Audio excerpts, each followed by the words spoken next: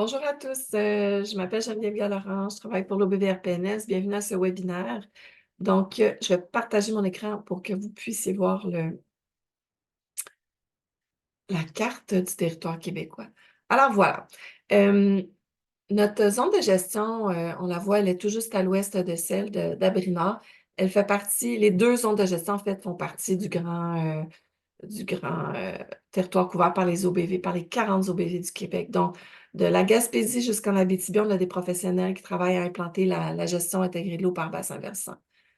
Les OBV ont des missions similaires, en fait, qui consistent à agir en concertation avec les acteurs du milieu à l'implantation, l'application et le développement de la gestion intégrée de l'eau pour la conservation des ressources en eau. On a tous un mandat du ministère de l'Environnement qui consiste à élaborer, mettre à jour puis faire le suivi d'un PDE, le plan directeur de l'eau. Le plan directeur de l'eau, c'est un outil de planification pour la conservation des ressources en eau qui doit s'arrimer aussi à d'autres outils de planification territoriale comme les schémas d'aménagement ou les plans régionaux pour la conservation des milieux humides et hydriques, les PRMHH. En parallèle au mandat d'élaboration du PDE, les OBV, on mène de front plein de projets pour, en fait, qui visent à accompagner les acteurs de l'eau à la mise en œuvre d'actions, à favoriser la mise en place des actions aussi qui sont inscrites à nos PDE. On travaille sur des enjeux très variés, soit la qualité de l'eau, la quantité d'eau comme la problématique des inondations, la protection des écosystèmes, pour tout ce qui a trait avec les espèces exotiques envahissantes, les espèces menacées, par exemple, en lien avec la sécurité aussi. Donc, on travaille sur cette question-là de la gestion des barrages anthropiques ou des barrages de castors, les enjeux d'accessibilité ou de culturalité aussi en lien avec l'eau. On voit ici le beau territoire, la grande zone de gestion de l'OBVRPNS avec différents points. On a des triangles pour illustrer les barrages publics et les points pour les barrages privés. 92% des barrages sont, 92% des barrages sont de tenure privée, donc c'est quand même assez important.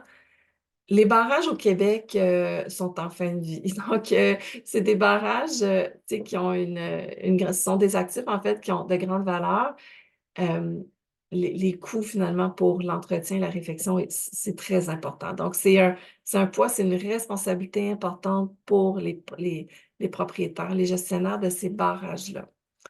Euh, je voulais faire le lien avec un article qui est paru dans la presse le 18 juin dernier, en fait, qui fait état de cette problématique-là, qui parle des municipalités qui, souvent pour une poignée de riverains, doivent investir des sommes importantes là, pour assurer le maintien des niveaux d'eau d'un lac. Très intéressant. En termes de chiffres, on aurait 262 barrages, donc, selon les registres gouvernementaux. Il y a 262 barrages dans la zone de gestion, 63 barrages à forte contenance.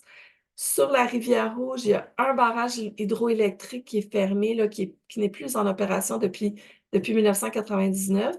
Il y a le barrage hydroélectrique et la digue, donc il y a deux petits points sur la carte. Sinon, on a beaucoup de barrages à faible contenance, donc 144 et 55 petits barrages. 92% des barrages sont détenus par des propriétaires privés et 8% par le gouvernement ou des municipalités. Les barrages, pourquoi les barrages ont-ils été construits? Au 19e siècle, les barrages étaient construits à la décharge des lacs là, pour remonter les niveaux d'eau pour permettre le transport du bois vers les scieries. Mais dans les dernières années, les barrages ont été construits surtout pour permettre les activités récréatives et de villégiature. Donc, voilà. 8% de barrages servent à la régularisation des niveaux d'eau, donc contrôle des inondations. Puis 32% pour des usages multiples ou inconnus. Donc, c'est pas toujours clair pourquoi l'origine de la construction de certains barrages. Je vais céder la parole à Stéphanie Legault, qui est ma collègue chez Abrinard. On collabore avec Abrinard depuis 2 ans parce que, bon, en discutant, on a réalisé qu'on est interpellé par des citoyens, des municipalités pour des questions très similaires. Donc, en termes de conflits d'usage, là, il y en a plusieurs dans nos 2 zones de gestion. On a tout simplement décidé d'allier nos forces pour trouver des réponses à certaines questions. Donc voilà, je te cède la parole, Stéphanie.